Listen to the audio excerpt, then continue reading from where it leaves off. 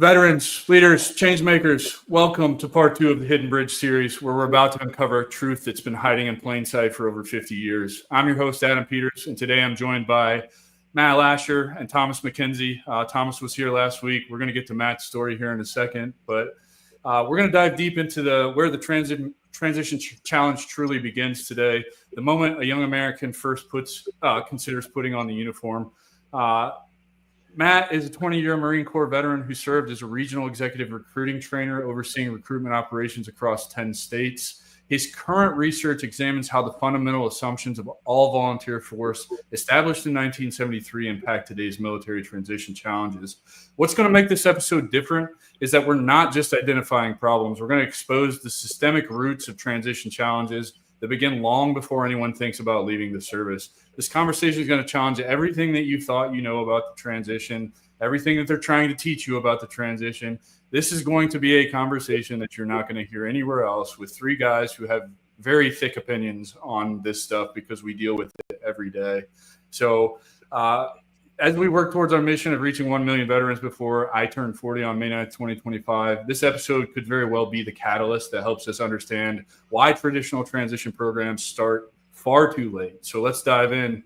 Thomas, Matt, man, I'm so glad to have you guys here. I'm so pumped to do this. Let's just jump right in. Matt, let's just get the first question that I always ask new guests out of the way.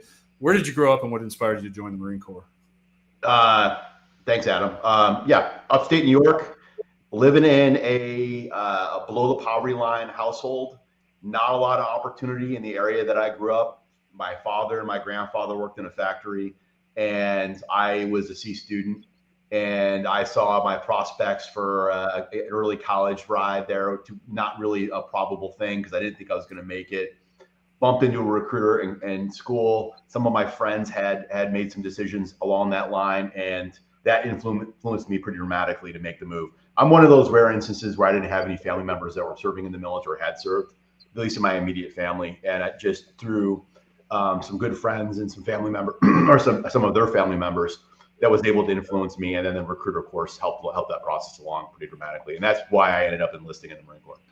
Nice, brother. So just give us a highlight reel of your career real quick, and then we'll jump right into what we're really here to talk about, and that's the transition and how shitty it actually is to all of us out there and what a disservice it actually is.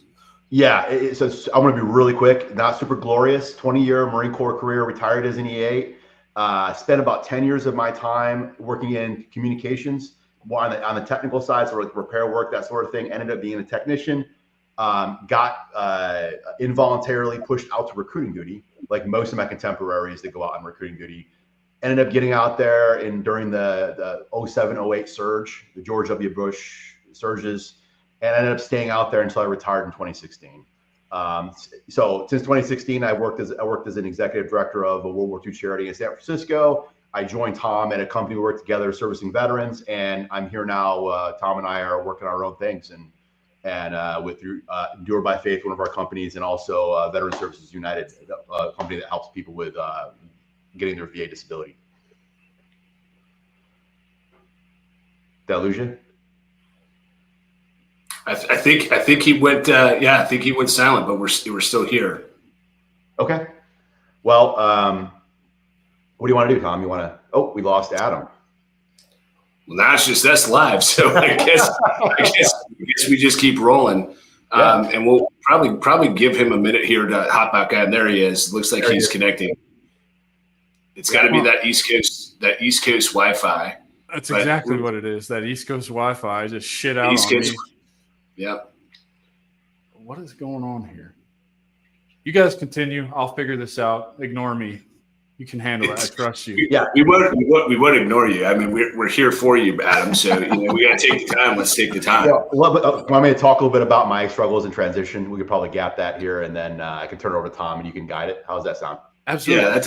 Yeah, let's do it. So my contemporaries, my peer group, were a little younger than me. And so a lot of the folks that I was really close with as a veteran, we have our little tight internal veteran community. Those folks retired in the last couple of years. So a lot of my good friends from service are now out of service. But I retired in 2016, one of the first guys of my group. And I kind of went out all by my own. And I think one of the things that a lot of people don't place enough emphasis or or we often take for granted the things that we do have. And one thing the military does a really great job of doing is providing a sense of community with your friends groups and things of that nature. And I feel like when I left service in 2016, I really lost like my friends community, going from 18 to 30, 38, all my friends pretty much were service members and partners that I've met in uniform. And that was my struggle. So psychologically, rebounding from that, kind of building a new circle, waiting for my good friends to leave. Because when you're on the other side, you're a veteran. You don't want to bother the person still wearing the uniform. There's something about that. Like, you don't want to be the guy that's calling, "Hey buddy, how's it going? What are you up to?" You want to kind of let people make, move through their own life and transition, and then you can circle back later. And that's kind of what I did. As soon as my good friends started retiring, like Tom and Danny and a few other folks, really ended up, reaching back out and getting together and talking. And that, I would say that's helped me, I'm 47 now. So these last couple of years have been really great years for me. Nice. Yeah. So here's the weird thing, Adam. I'm just going to tell this story. So Matt was kind of like, even though I was like senior to him, like with time on recruiting duty, I was junior to him in rank, way junior to him in age, because I just turned 40. And that's not a shot, Matt, I promise. But the reality is like Matt was kind of one of the guys that I looked up to as we all do as service members, trying to find the positive male role model that has kind of run the rabbit for you a bit to kind of offer experience just in general. And so when Matt, when Matt I ended up retiring, I don't think I talked to him for about 6 or 7 years. And, for me, I kind of felt while I was in uniform, probably didn't come to the forefront of my brain outside of he's probably out there busy crushing life and enjoying the fruits of being retired. And it wasn't until years later that we reconnected at a San Francisco Giants game of all things that we really dug into the realities of his transition and what he was going through. And so I think as we kind of get ready to talk about transition, we talk about what we have, what all of us have experienced and what 250,000 people a year experience. I think it's pretty important that we are just as authentic as we can with what that experience is. Because for far too long, I truly believe that service members have just suffered in silence and not trying to take on the victim mentality, because that's the last thing in the world that I want to do. But there are some honest and hard truths that have to be spoken in this context to try and waken the force as to what is to come so that it can be prevented. And it's no different than, going through a hot wash, after an op to talk through about what this is. So I think we're going to treat this thing hopefully as like the transition hot wash of just reality, so we can open up everybody's eyes. And so, Adam, what I kind of want to lean into, if you're okay with, just so that I know that Matt has an understanding and the audience has an understanding, can we talk about what your transition was like, and talk a little bit about what Matt's transition was like? Because I know we told mine last week, but and I had a way better road than both of you. But if you wouldn't mind talking through your transition and what that was like for you and what you experienced, I think that's probably a really good starting point for us. Yeah, man. So I think I had kind of a unique transition because I went through the med board process. So my career was ended prematurely. This should have been the year that I retired. So I would have been at 22 this year in June. That was the original plan, go to 22. So, I have a shoulder surgery after Afghanistan. That didn't do so well. Ended up tearing it again as soon as I got cleared to go back. Trying to be an idiot, keeping up with the young kids doing pull-ups. And so another surgery, specific instructions. The physical therapist ignored the surgeon's instructions and basically ended my career right there on the spot after I had the second surgery. So now what happened, at least what happened to me in the Army, is when you're no longer, fit for duty or the role that you're in. I was a platoon sergeant at the time. They want to get you off the MTO as fast as possible. So they kicked me over to range control and they completely outcasted me. This is going to be relevant when Thomas in the future is going to talk about some things on how to destroy a human being. And this is the isolation part. So now I'm away from my unit. My guys just woke up one day and now I'm in the med board process and I'm going through this. and nobody's giving me any guidance. I have no instruction whatsoever. I have basically left to my own devices, hey, figure this shit out on your own. And back in 2015, the med board process was so disorganized and was taking forever because there were so many of us going through it. So there wasn't really anywhere to go for a resource to get the help to figure out what you're supposed to do. So, I'm just basically sitting around for 18 months, waiting for the paperwork to come back and kind of doing random appointments here. And then the day comes and it's very kind of lackluster, man. It's like you go to Waller Hall and you pick up your D214 and your flag that's in a box and your retirement certificate, and they say bye. And I didn't do any ACAP or anything I went to one ACAP class. It's all they required me to go to. That's the resume class. So I can't really speak to the ACAP process, though I'm sure it's still not great just from talking to veterans. So I had no preparation. Nobody talked to me about planning. And like the only thing that's on my mind is what they keep telling you in the resume class, and I'm sure throughout the rest of TAP, is use your GI Bill, go to school, get a degree. So for me, and having the perspective that I have now on the transition, that's kind of like a segue into a false transition because I get out, I'm poor because deployed every other year. I'm not saving money because I don't know if I'm coming home alive. I'm going to live my life. And then my career prematurely ends, the paycheck stops, and it's like a month or two before VA money kicks in. You guys should both be familiar with that. And so now it's like, what do I do for these 2 months? Like really having to count my pennies. Adding to that, I have no structure in my life. Nobody's telling me where to be, when to be there, how to do it, zero schedule whatsoever. And then you add to that, like what Matt was just talking about, all of my friends, when I was in Washington at Fort Lewis, I'd largely gotten away from the military. Friends kind of outside. I was trying to separate kind of who I was outside of the military from being in uniform. And so most of my friends are civilians, and my very best friend still lives up there to this day. And you don't have anybody to go hang out with because you're 30 years old and everybody else is being an adult working to pay the bills. You're just sitting in your apartment left to your own devices. And so, I did the thing 3 months right out of, I retired in November, and by April I was in college. But for that 4 months, I was just trying to figure out, like, what am I going to do with my GI Bill? Like, because that's what they told me to do, is use your GI Bill. So this is why I call it a false transition. And I've identified several things. We all agree on these things: identity, purpose, community, yada, yada. You need to sit with yourself and figure those things out in transition. But the false transition comes in with you now have a new mission. The mission is to get the degree, right? And then your mission after that is to get the corporate job, and then you're quote unquote successful. And so for 4 years, I had a new mission. It's go to school and get good grades and get the degree. So I would say my transition didn't really start until 4 years after. What I did have to deal with in that transition was I'm a 30-year-old male with more life experience than anybody else in my peer group. I'm going to college with, in Washington has a great program for their high school students called Running Start. So 16, 17-year-olds are getting an associate's degree and a high school diploma at the same time. So now I'm in flight school thinking I'm living my dream.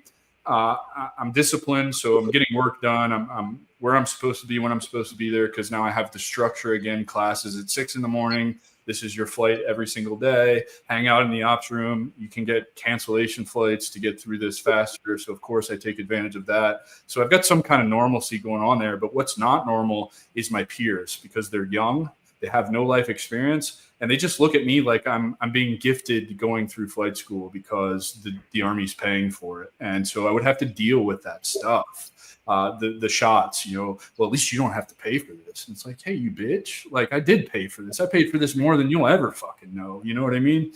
And so that's really kind of the initial part of my transition. It wouldn't get bad for me until I finished college and I enter the corporate world of insurance. And when I found out how disgusting and scummy people can really be, how they really don't have any ambition to teach you. You're just a number to them and somebody else to sell and make, the bottom line and this, that, and the other. And you don't relate to those people because they're scummy people making a lot of money. They've been doing it 4 or 5 years. You're the new guy. You're older.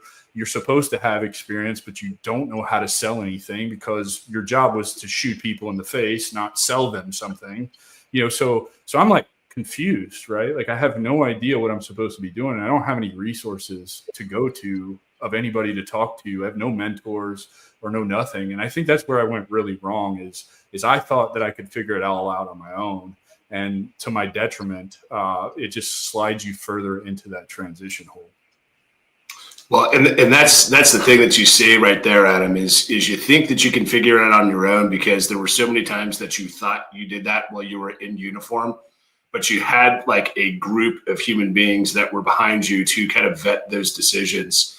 And that's one of the untold truths that don't necessarily come out until you start going through it, is this is the first time that you truly, truly, truly are on your own.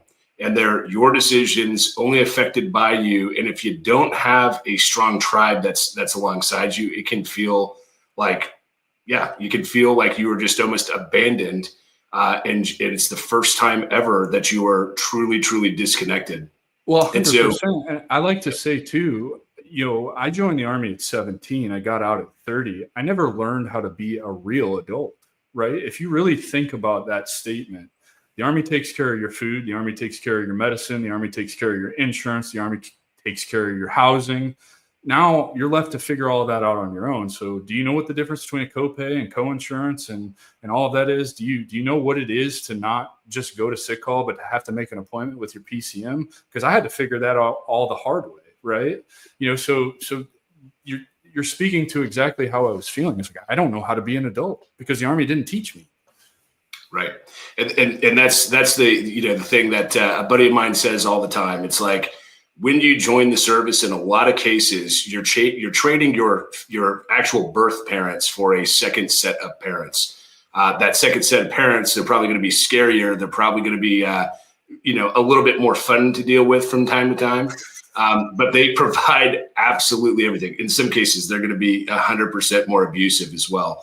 But the reality is that for a lot of us that have, joined at a very, very early age, although we think we've got it all figured out, you don't know what you don't know.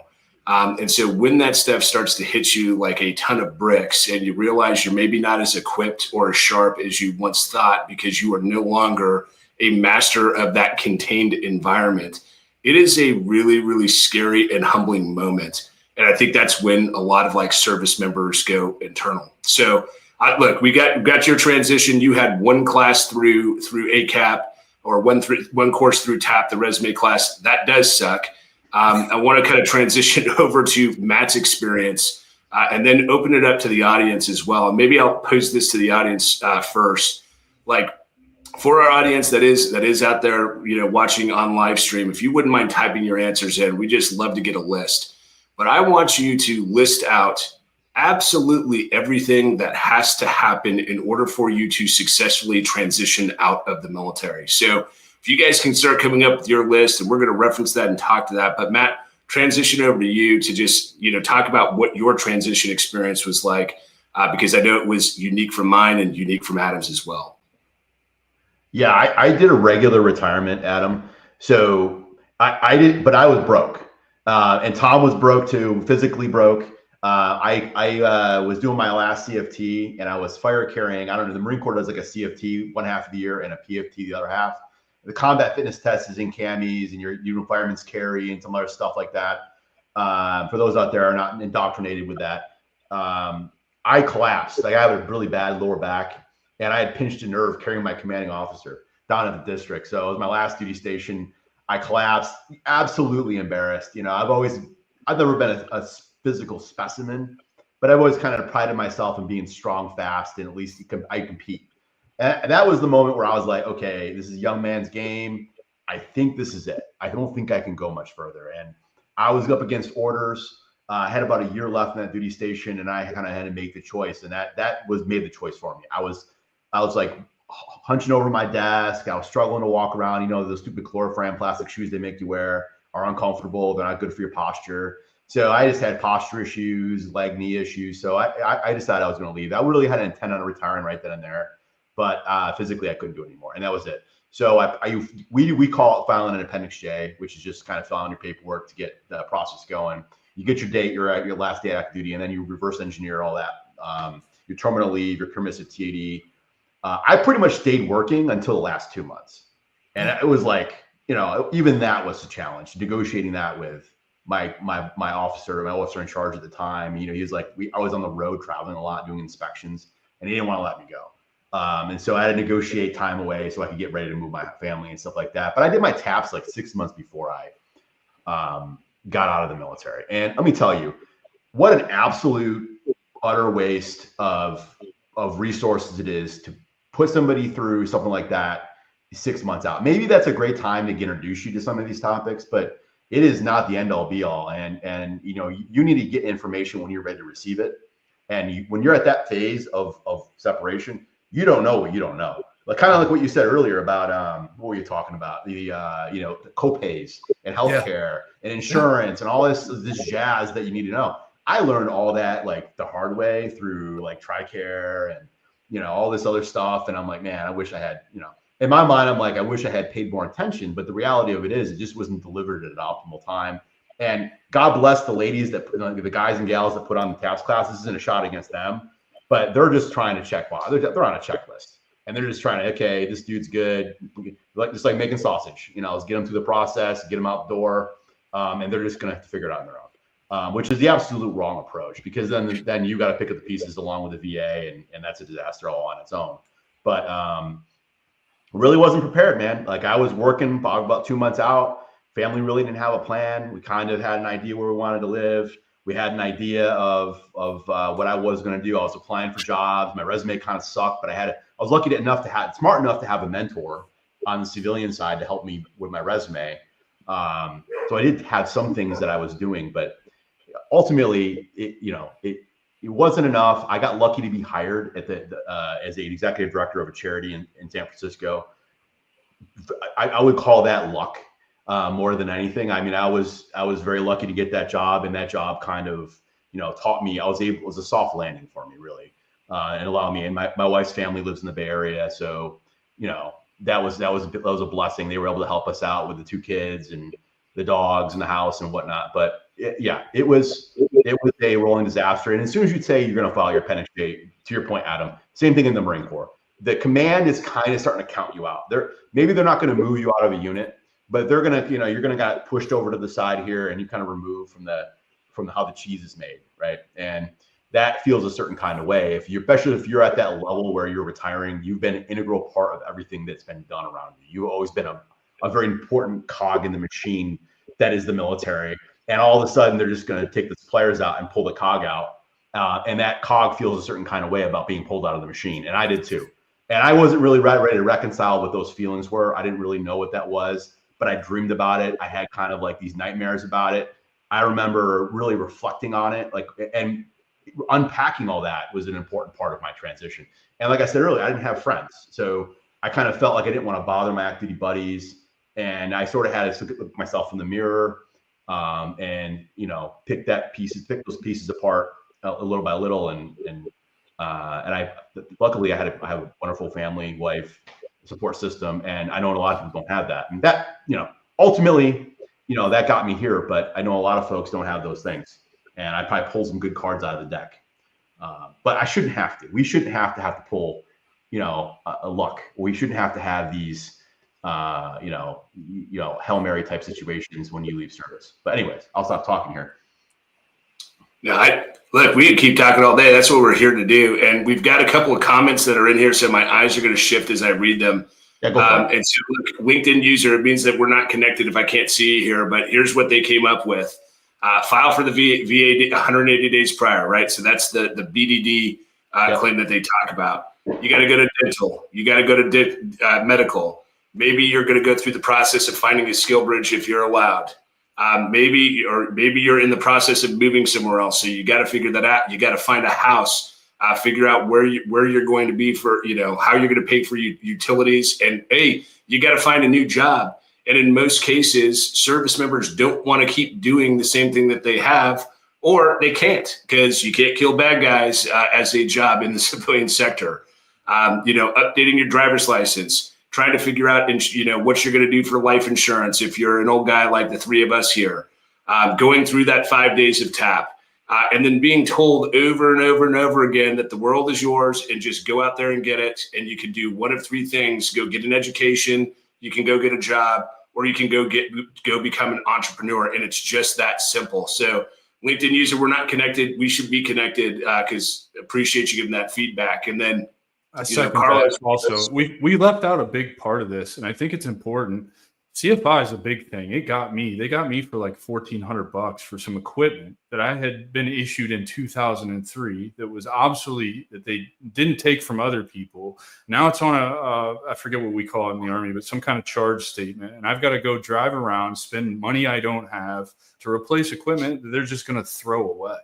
Like that's a huge barrier that I think people are missing out on, because you can damn sure expect that you're not going to have. I've never seen anybody in my 13-year career go through CFI and get a first-time go ever. So I think that's important to touch on too. Like, that's very real. You guys be prepared to spend some money. Anyway, sorry. No, you're dead on there. And I'm going to go to Carlos Rios, right? And I worked with Carlos, probably about 8-9 months ago. And Carlos, if I'm getting my time frame wrong, I'm really sorry, but the transition should begin at 24 months, right? Dropping the Appendix J 18 months out, financial preparation, medical records, VA disability benefits, family preparation, job search. But look, here's the reality. You're not a very good teammate if you're doing all those things internally. And what people don't really understand or don't really get is that in order for the military, in order for the different branches of service to be successful and to accomplish its mission, it requires 100% selfless sacrifice every single day. And so those folks out there that are really well prepared for the transition, just Tom McKenzie's opinion, they're probably not the teammates that I really want. They're probably not the folks that I want to serve with, because they're not the same selfless human beings that exist. And so when we really break into transition, and this is what I've shared with a couple of places where I've been a keynote speaker, and I'm breaking it down for corporate entities to understand what they can do to help service members. I ask them that question: what does it mean to actually transition? When somebody gets out of the military, what do they have to do? And the reality is they don't know. They have no clue. But when I start breaking down all these problems, like, and I'll use this example. I've used this several times with organizations I've spoken at. But could you imagine you're a civilian at a job, and in 24 months, this is not the job for you, and that you don't want to be there. But they're going to expect you to invest every bit of your being to be the best employee that you possibly can. And on top of that, you're going to let them know 6 to 12 months out that you're no longer going to be there when that time frame comes. And what is the return that the corporate leadership is going to put on you? Well, we're going to expect more, and we're going to expect you to put forth the same amount of effort. And your focus is going to be on making this company and this organization go better. And we're not going to give you time to search for another job. We're not going to give you time to go educate yourself. We're not going to give you time to make these preparations for your family. In fact, I'm going to go out of my way to make sure that you get 90 days of the vacation you saved up to figure out all those things. And that is the problem. And look, I am the number one offender of this, because I was a recruiting instructor who only cared about making sure that the accession mission was met month in and month out. And there are like 5 recruiters that I have prophetically apologized to in my time when I could have affected that for them, but I didn't know what I didn't know. And Matt and I discussed this just earlier this week. We've got guys like the Simon Sinek's of the world that have made a ton of money taking the leadership lessons that we have talked about and what makes us successful in war and in peace and in preparation for war and peace, and gone out and sold this to corporate entities that this is the way that you should lead. Well, he missed an opportunity here, because the honest to God truth is, the second you say that you don't want to be part of the club, or you physically can't be part of the club anymore, all those lessons go out, and we're going to milk you for everything that you're worth. And I'm sure that there are some really good commanders out there, some really good senior enlisted that are trying to do right. but most of them, because they haven't experienced it for themselves, really are going to hold their people and prevent them from seeking opportunities that are going to put them into a different category. So I think this is probably the best time that, Matt, if you wouldn't mind, let's pop up our chart just so we can show everybody the chart. Right. Yeah. So can I say something really quick about the value of a veteran in society? Yes. Absolutely. When I thought, me and Tom talked about starting a podcast and with reflecting for this show, one of the things we as veterans got to do a good job of is start appealing to people who don't have those experiences, and talking in ways that the average human being that isn't indoctrinated with uniform can understand the situation. And we hear a lot of things, and I can tell you just about every veteran I know hears "Thank you for your service." It's a cringy. You internalize that, and it's like this gross feeling of like Merry Christmas or good. It's like a greeting where there's some good, honest intention behind it, but it's not really an authentic, like, you don't really care. You're just saying it because you heard I was a veteran, and that's a nice thing to say to me. Yeah. And that's fine. But I'm going to lay the case out. So one of the things I learned, I spent 7 years after I retired working for a World War II charity.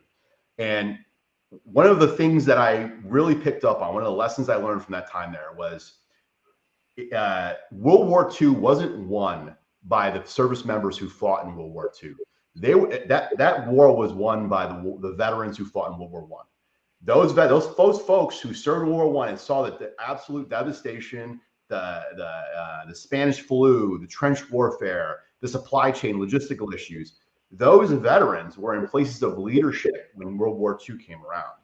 And so across all private and public spaces, those individuals were the things those individuals in those positions allowed us to create the private and public partnerships across our country that allowed us to make this machine that we put together as a country, both manufacturing and logistics, to win wars in two fronts. And a lot of people point to these great leaders like General Patton, they'll point to Eisenhower, all these folks that we know so much about in history, and not really understand the substrate of how that war was really won. It was won by the retired, the separated veteran who understands, who palpably understands war.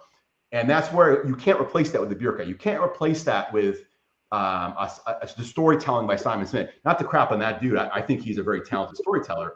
I just don't like it when you have an opportunity to tell a story, you should let the person tell their story and not tell it for them.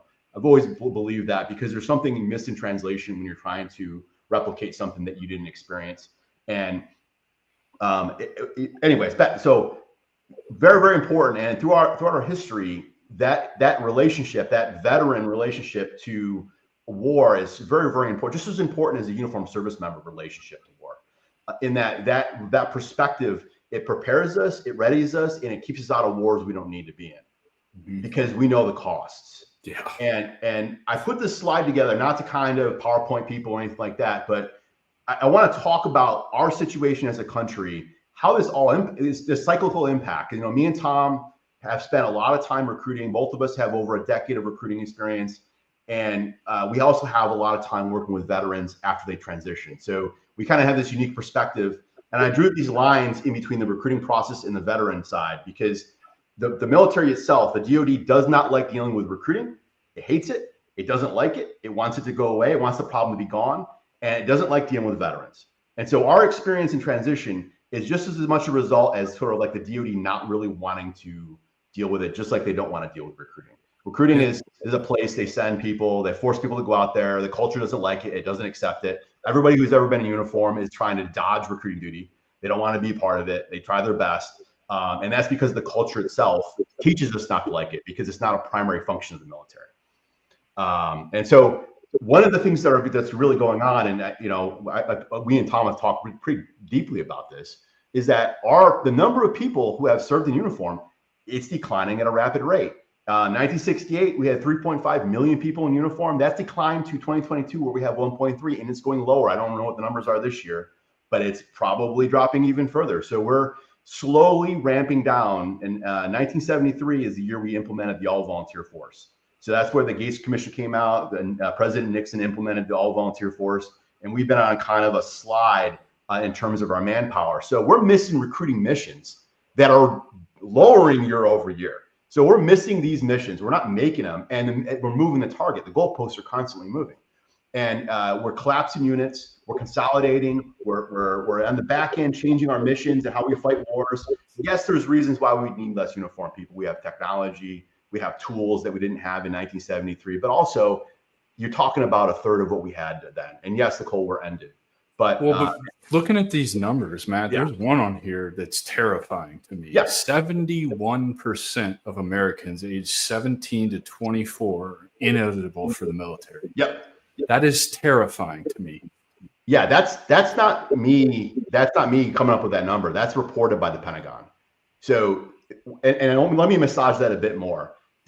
So what that really says is 29% of the U.S. population in that age group can join without a waiver, right? So these 71%, some of them have waiverable conditions depending on the state of the military, and some of them don't. So what the real eligibility number is, we really don't know what it is, because the military doesn't want to parse that out. They don't want to say, hey. Of course not. Why would you parse that out? That's an alarming fucking number, right? Like 71, you're talking about 3/4 of Americans are ineligible without a waiver to join military service. 100%. That's terrifying. Yeah, it's brutal. And me and Tom, this is evolution. This is evolving as we go. MEPS is a disaster. MEPS is a bureaucratic machine that, again, the individual people who work out there, I don't want to crap on those folks. They do a great job, but it is not functional as a tool to assess people into the military. It sucks. It's garbage. They've been trying to get away from it. They can't, because there's nobody in a position of strategic leadership to make the right decisions. The number that troubles me even more, and this is the correlation that I want to make with this chart, is so between 70 and 80% of the people who join the military right now have an immediate family member that has served. And if you look to the right, our veteran population is in rapid decline. So our last draftee in Vietnam was drafted in 1973. That individual, if you do the math, it's been 52 years. So if that individual joined when they were 18 years old, right, that person is now 70 years old. So that cohort of conscripted people they're moving on at a pretty cyclic rate right now, because you're getting to that age where mortality is a real thing. And so right now, going from 1980 to 2022, we've basically divided by 3 our veteran population society. If you look at Congress in the 1950s, we had something like 80% of Congress people were military, were veterans. Now it's down to like, I think 15%. It's shrunk pretty dramatically. They're projecting, if all things stay the same, that by 2048 we're going to have about 3%. Of the American population is going to have service, and I'm not talking about campaign medals and going to war. I'm talking about just wearing a uniform, and that correlation between our population's willingness to serve really relates to knowing somebody who is in the military. And if we are losing the people who have experience in the military, it's just going to continue to make that recruiting problem far, far worse. Now, I'm going to drop a fact here, and I'm going to let you guys kind of give your guys' take on this. Last year's NDAA, National Defense Authorization Act, removed the requirement for you to register for the selective service. So if you're a young person, like I was when I was 18, I turned 18, and I had to go down to the my parents took me down to the post office to register with the selective service, because back then that was the one reminder you had that you had a civic duty to your country. Now, what we've done as a society is we said we're going to strip that out. Right, we're going to strip out that one reminder young people get that they have a civic obligation if something were to happen. And then you look at this chart and you say, well, wait a minute. What happens if this doesn't turn around or change, and we have a war with a peer aggressor, right? A Russia or a China? What happens? And so I don't know, honestly, how that's going to look. And young people, are they going to be accepting of this obligation that they don't really, some of them don't really know much about, because I don't think you hear much of it in society these days. At least I don't. And I have 2 young kids here, and I'm thinking about this from what I know in the military, kind of how I know about the veteran situation. I'm putting these pieces together. I'm like, man alive, So to kind of bring this back to the veteran point, it is absolutely important. It's a national imperative. It's a national security issue that the veterans that do exist in society right now must be successful. They must elevate. They must become excellent in their craft. They must rise, because when the nation gets into trouble, and it will, it always has, those are the people who are going to be behind the machinery, making things work in time of war. And we can't afford for that 3% in 2048 to be sitting on their couch or not contributing to society. They need to be implemented. They need to be decision makers. They need to be very successful and healthy. And so, like Adam, that's kind of the full circle conversation, is talking about transition and fixing this problem. It's not just, hey, we want to take care of individual veterans because they're good people, they're our people. I'm going to be 70 one day, and we might be at war, and I want this thing to survive me for my kids. And whether we like war or not, veterans are an important, integral part of what keeps us safe. And we're letting this thing run away quickly. And I don't know how it's fixed. I can tell you, Tom and I talked a little bit earlier, the bureaucracy at the Department of Defense it's trash, it's garbage. Those people don't know what they're doing. There's no one there with the knowledge and experience to run a serious national strategy change for recruiting. It's time to get the recruiting centers out of strip malls. Nobody goes to strip malls anymore. They don't, that's not a center of industry anymore in the world we live in. We own Amazon. Everything's electronic. We have the internet. We have smartphones. We have to reach out to young people where they are, not where we want them to be. And it's like a reflection of our lack of this, the degeneration of our strategy. And in 1973, it made a lot of sense, but today it's not, and it's reflective in the numbers. And our services aren't being honest about the ramifications of this if it goes south. I'm very concerned because, like I said, I got kids, and I don't want to see them to get told. I like them to volunteer. I don't want them to get pushed into it. So we were talking earlier about having bad troops or Marines in your charge. Mm-hmm. Imagine somebody being told they have to be there and how bad that would be. This is kind of an unpopular opinion, Matt, but I really am kind of for conscription. I think that that's a powerful. I know what the Army opened up for me. I know that I'm here advocating for change in the transition to make things better. Yeah. But I also know that the opportunities that the Army provided for me, they got me out of small town America because I knew there was a larger world out there and I didn't want to work on a farm or whatever. I also, when I was in college, I really latched onto this idea that conscription could be great for everybody in society, because you're going to get life experience out of this. You're going to learn some things. You're going to figure out who you are internally and what challenges you can handle. You're going to be able to manage stress better. Also, you're going to be more disciplined to then go to college and not party away 4 years of college, but actually be ahead of your work.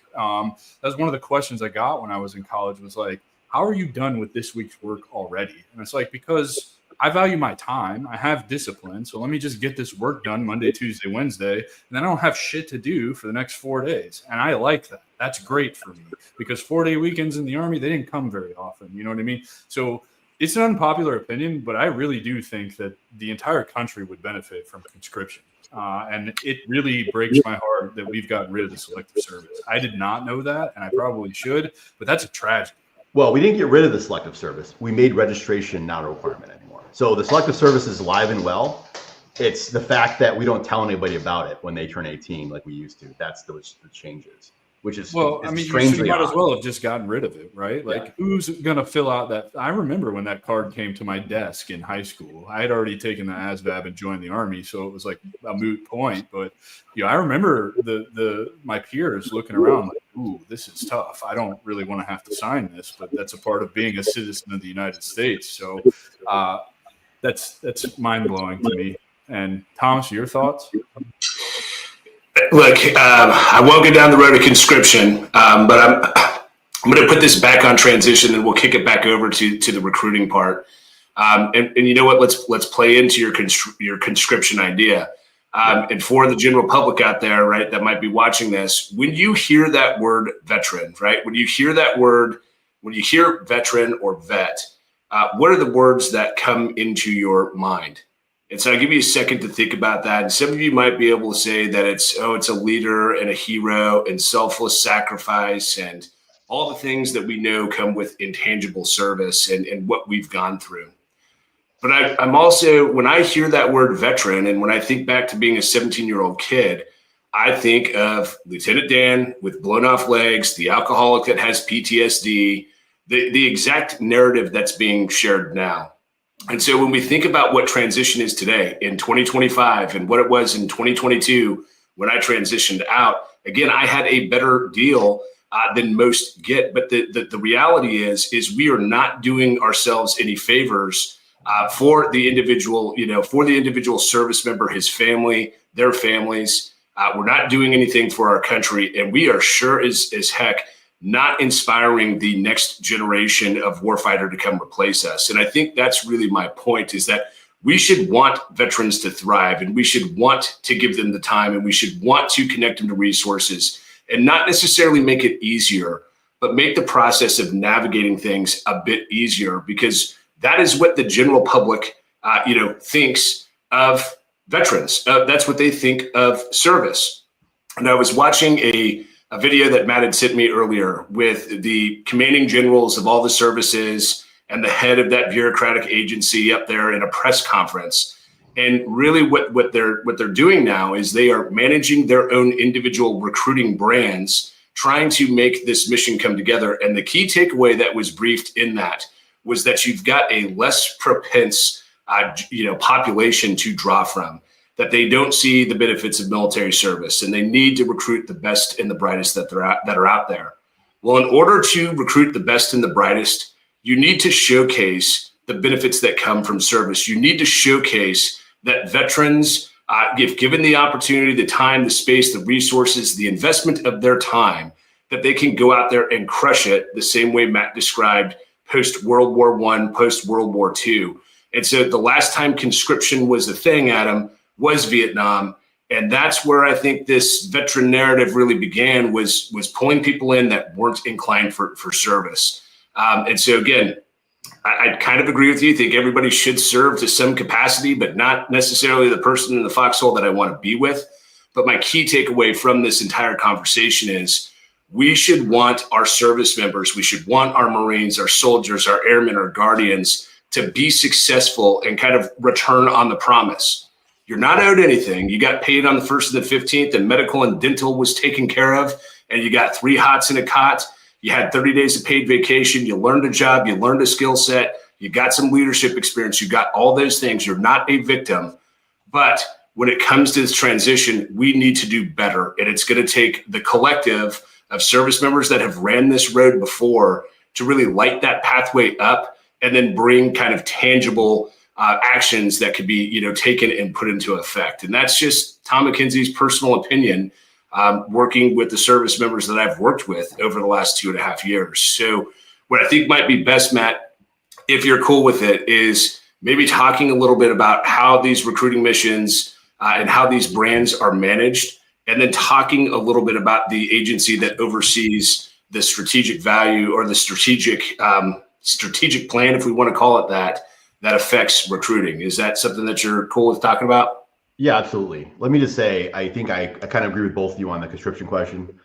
I would say that in terms of American culture, I think conscription is good. I think forcing people from all walks of life, because I think volunteer service can target more disproportionately people with certain circumstances. And I think having a more broad, fair approach to service is healthy for our society.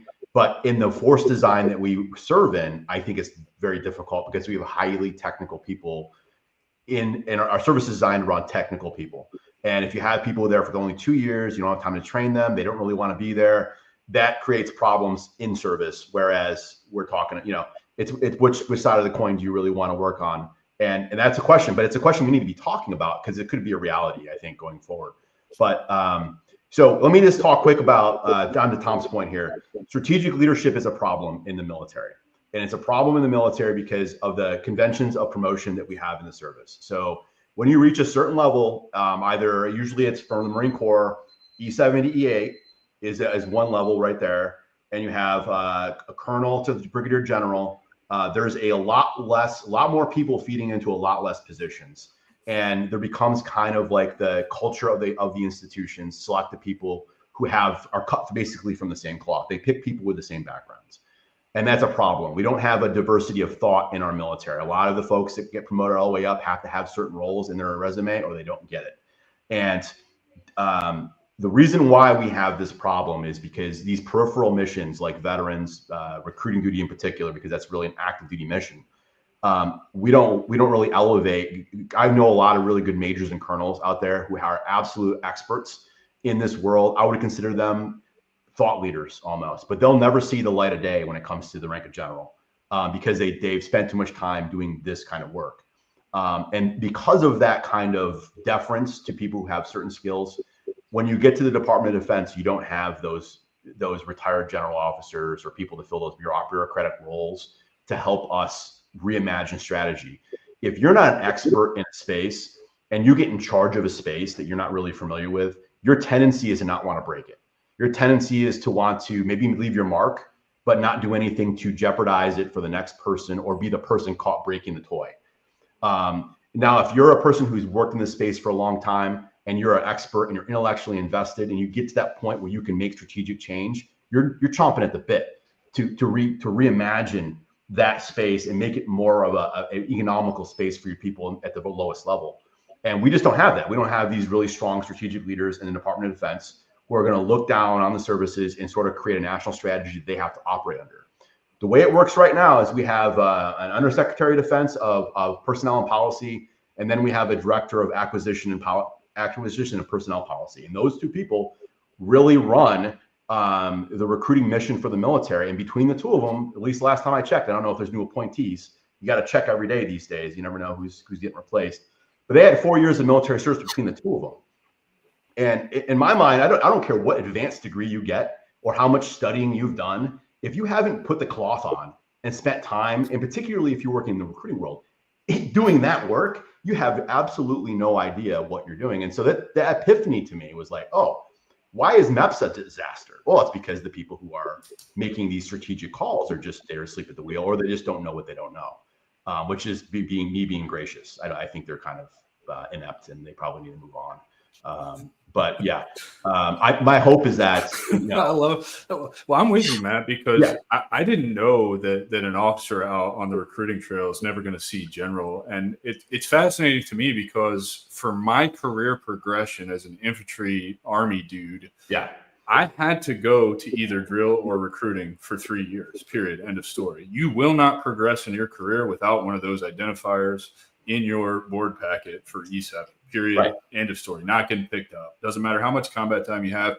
So it doesn't make sense to me why we would be putting, officers who understand this stuff. Why would they not be climbing the ladder? I mean, I guess it does make sense to me because I see the same things that you see with we're not doing merit-based promotions at all. We're hiring buddies to do a job, creating this fucking hive mind that is now out of fucking control and compromising national security, compromising veteran health on the other side of the transition. And it's disgusting, man. It really makes me fucking mad. It really, we're not, it sucks that we struggle so much to enjoy the freedoms we fought for on the other side of our service. And I don't think I think you're right. It's the leadership that's causing these problems. So it's not that none of them will ever see general. It's because there are some of these generals right now that are in charge of the individual services that do have recruiting experience, but they don't necessarily they weren't grown up in that world. And at least for the Marine Corps, they select some of the best officers to serve at the lowest level of recruiting and lead recruiting stations. And there are some that, really love the experience and they'll move up and they'll take on different billets or different jobs within recruiting. But generally, if they find themselves in this world where they've had multiple assignments in that world, there's not a pathway for them to go in there and lead those recruiting commands and actually affect the strategic outcomes. And so what we see is that you've got some folks, as Matt, had put out there, that maybe have a little bit of experience, but they're finally at this level where they are overseeing the entire organization, and they're not there to make sweeping change. They're there to put their stamp on what they can do to better affect that and take care of their people to a degree, but they don't understand the intimate details of what they could do because they haven't lived it, breathed it, been part of that mission for a decade of their life. Can I give you an analogy?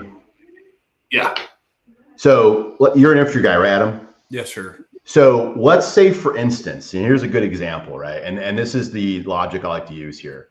I took let's call him a colonel, right? And the colonel was a administrator for his entire career. And I say, you know what? guess what, buddy? You're not an administrator anymore. You're going to run an infantry regiment.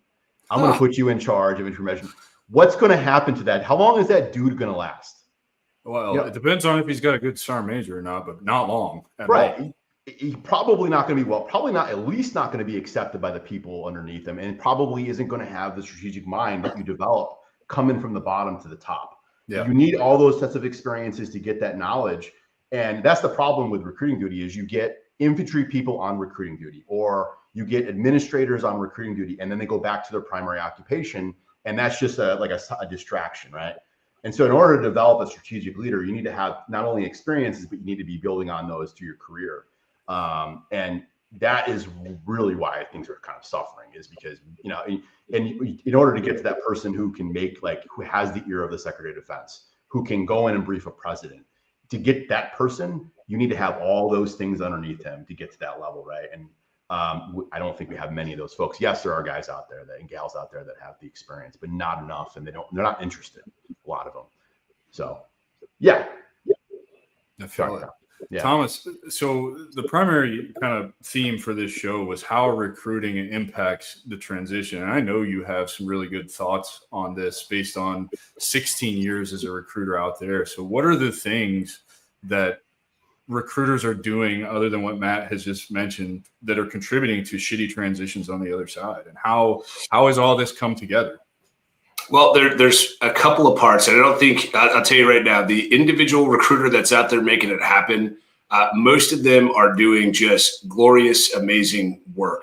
But we sure do not do ourselves any favors when we don't explain that when we don't understand the hardship that's to come in transition, just in general, because typically we're going to paint, it's not this garden of roses, but it's like we have that fallacy that if somebody joins and they go through the process, that on the backside that they're going to be okay.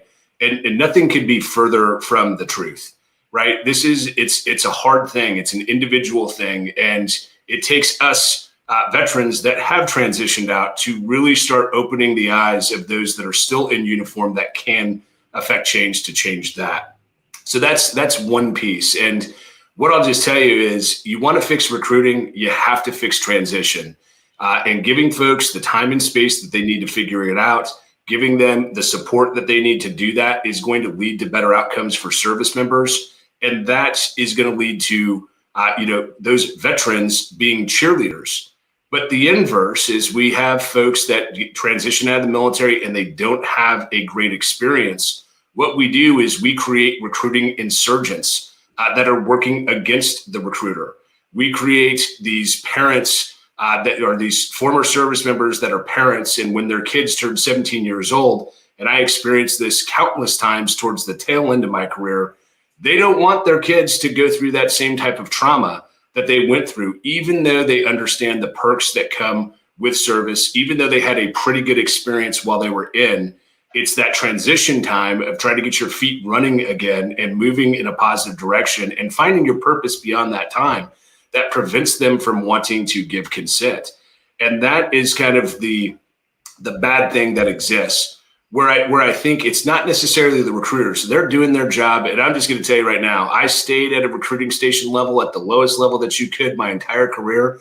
And so I will never, ever say that recruiters aren't working hard enough, because they absolutely are. Those poor Marine sailors, airmen and guardians are generally working 6 to 7, days a week. They're working typically 10 to sometimes 16 hours a day. And they might complain and they might, moan about what they have to do, but they're doing it every single day.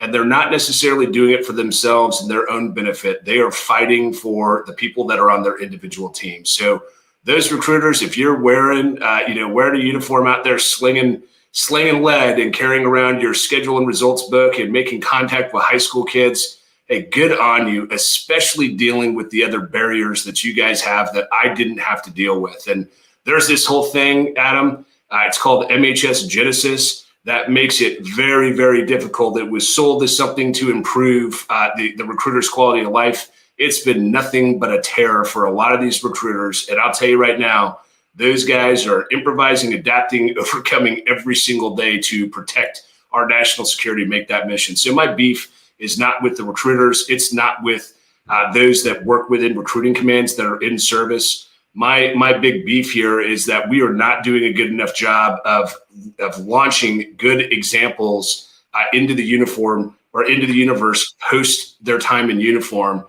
We're not doing anything to take care of those folks, and we're making it harder on those recruiters. Where I think the other failure that becomes or that comes into play is really in our retention of people, right? Just the way that we lead human beings while they're in service. And again, experiences are going to vary based on who's there at the helm and the experiences that they've had, but it's not an all-out effort to try and retain and inspire folks to continue in uniform. And that's where we're kind of losing some of this WASTA and losing a little bit of our momentum, is that it should be everybody in that branch with a focus on growing, developing, retaining the best talent by continuing to challenge and invest those service members and not turning their backs on them while they're in. And unfortunately, as we kind of described at the front end of this, when you decide that this is not for you anymore, when you decide you don't want to play or you can't play, you're written off and thrown off into the island. And that is only hurting that veteran population. It's only hurting our recruiters on the front end.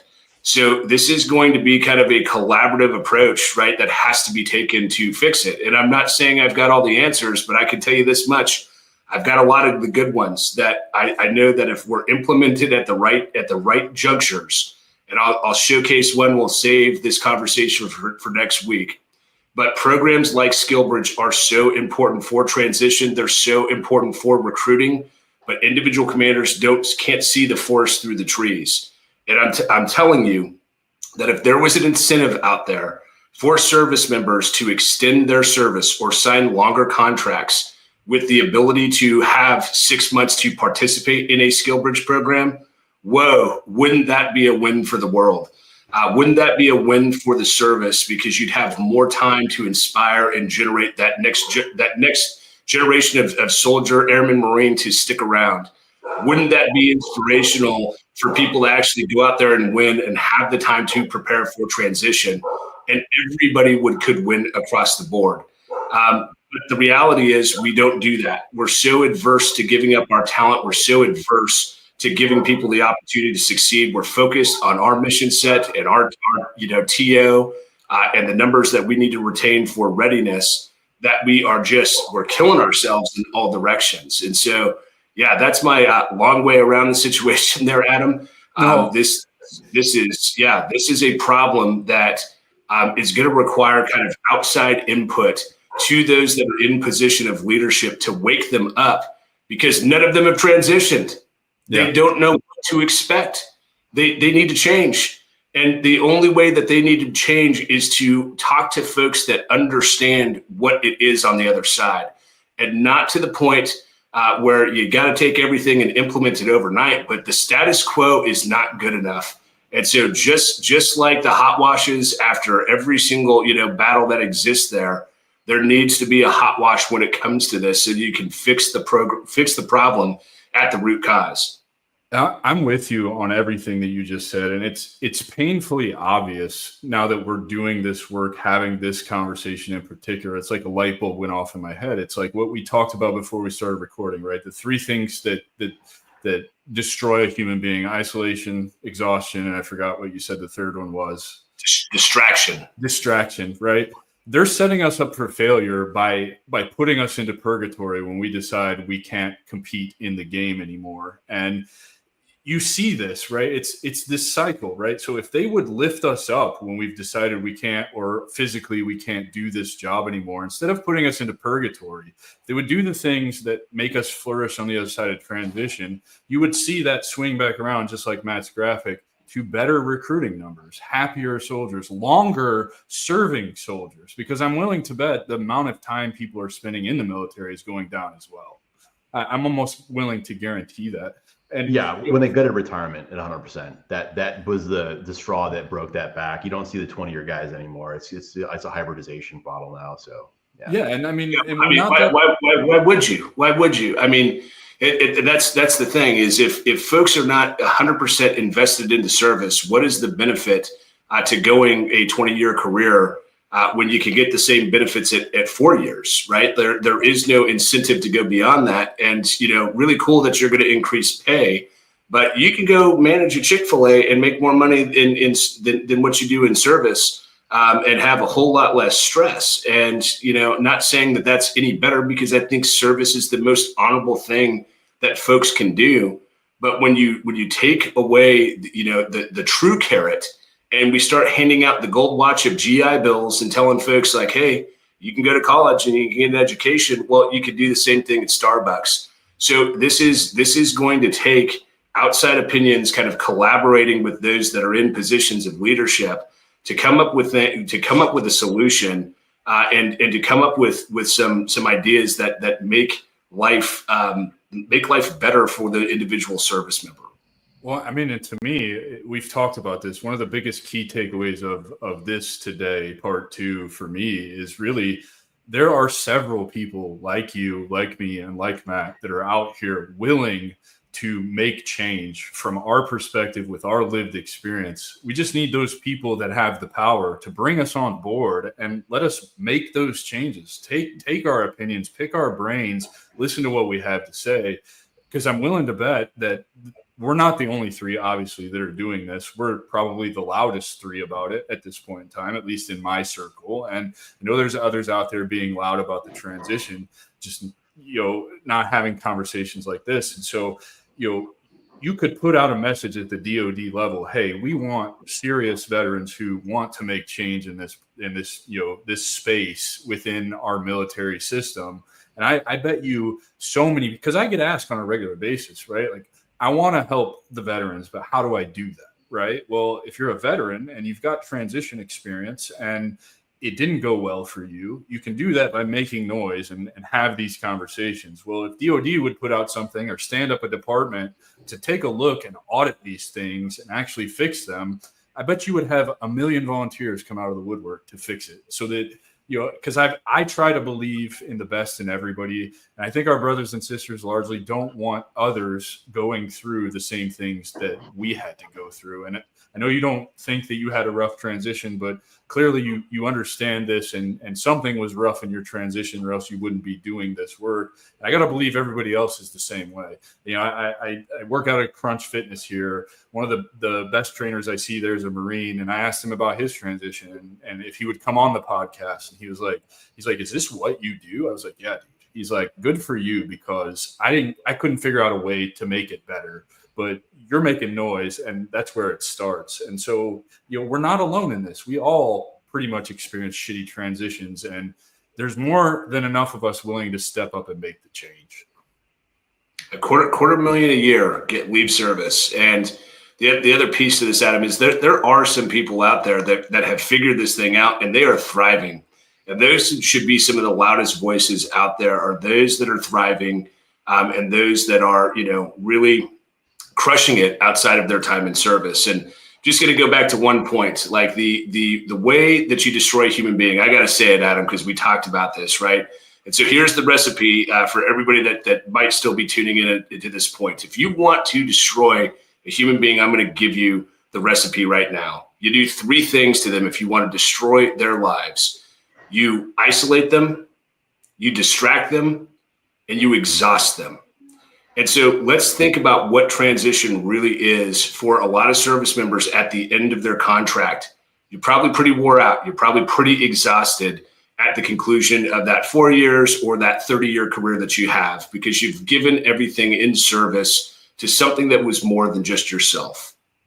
Now, the isolation piece, you're going to transition on your own. And that's something that you may think everybody knows, and it's at the forefront of their brain, but it is not driven home to the degree that it needs to be for service members that are getting ready to retire or separate. You're going to do this on your own.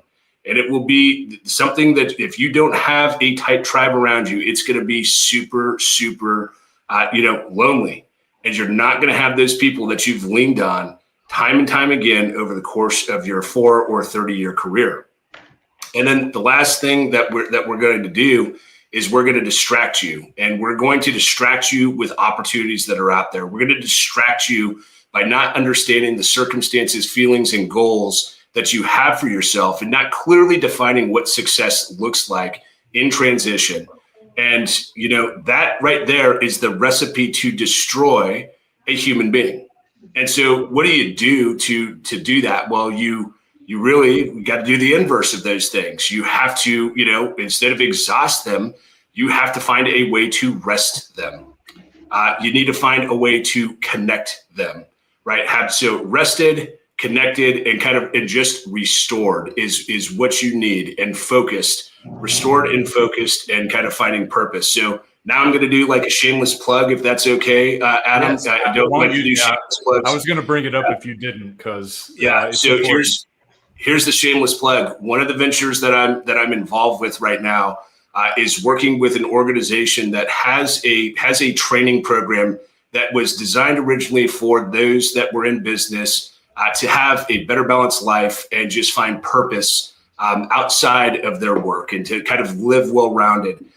In essence, I've been brought on to take this training and tailor it to the military community. So we had a generous donor that is going to afford 100 active duty veteran supporters through this inaugural training that's going to go next Wednesday. It's going to go next Wednesday for about 2 full weeks. There is no ask, except that if you are one of those types of people and you're willing to provide, feedback to the training, that we can take that to adjust, because that's what this transition game is. It's finding a way to keeping your feet moving forward. It's finding your purpose beyond the time in uniform. It's finding your way to have a more well-rounded life. So for those that are out there, if you hop on my LinkedIn page, there's a post that went out on Monday. If you're interested, drop a scholarship application in there, and we'll try to get you guys through, because look, that's the one thing that I can do outside of running my suck hole, is finding a way to give back and to do better. And so that's just my that's my give back, and really what was agreed to is bringing me on as part of that team. So sorry for the shameless plug. That's weird, but check the post out, drop an application. Love to work with anybody out there that wants to be part of the change. That's okay. We're going to plug it again. I'll also put that link so you don't have to comb through his post to find it. I'll put it in my community, the Stronghold free community. Come join it. Be with 65 other veterans who are in transition right now. We're all here to build each other up. The antithesis of Facebook groups. So you can also find that resource in my community. Unless we have anything else, fellas. Matt, will you be joining us next week for the leadership piece? Only if you guys want me there. I really appreciate the time to kind of talk about what I talked about. I may have ran out of steam during this time. I don't know. We'll see. But you guys can talk amongst yourselves and invite me if you'd like. How's that sound? I think we're going to invite you, and I think next week, to kind of just showcase what we're going to spend our effort towards, is we're going to talk a little bit about SkillBridge, and we're going to talk specifically around leadership's thoughts on SkillBridge, what's going to affect that, and then what leaders that are still wearing the uniform can do to provide better outcomes for the service members that they serve. And then also put in perspective for those service members the hard truths that I learned not until I was out of uniform and was no longer in a position to affect things. So I think the hope is next week is to shed a little bit of light on that and give some insights to those that really need it, that can affect change now, because it's going to take those that are still wearing the uniform to inspire this change. It's not going to be these crusty old red hatters that tell their war stories. We're just a small part of it, exercising our First Amendment rights here. So that's what we got here. Hey, come at me, bro, if you don't like what we're talking about. That means it's working. So fuck you. And I'm going to keep making noise, and nobody's going to stop me. You don't scare me. To those of you who tuned in live, thank you so very much. It means the world to me, Thomas and Matt. I know this is important work, and this is the beginning. There's a lot more of this to come, probably from the three of us in cahoots in the future. I can almost guarantee you that. Please be sure to tune in next Wednesday at 1500 Eastern Time for the Hidden Bridge Part 3, where we're going to cover everything that Thomas just talked about. And it's probably going to get a little dark, and we're going to have some feelings on leadership, because I'm finding some things that I'm not really happy about that need to be addressed. So it'll be a good one. Lots more information. And again, you're not going to find these conversations anywhere else except for my YouTube channel, because no other veteran has in my opinion, the balls to have these conversations. So I'm going to keep doing this. I'm going to keep making noise until somebody at the DoD level with power can help me make a change or ask my opinion on how to change, at which time I'll reach out to all the people that are smarter than me that have better ideas, because I'm like Thomas and Matt, I don't have all the answers, but I know making noise will get us somewhere. So fellas, thank you so much for your time. I really appreciate you doing this with me and, believing in my mission to bring awareness to the transition and just to help our brothers and sisters, because Thomas has said it 3, 4, 5 times in this episode. It's collaboration between our community that is going to make this change. And this is the beginning of that. So I appreciate you, gentlemen. Thank you, Adam. Likewise, Adam. Thank you so much. Yeah. We'll see you guys next Wednesday. Everybody take care. Thank you for tuning in.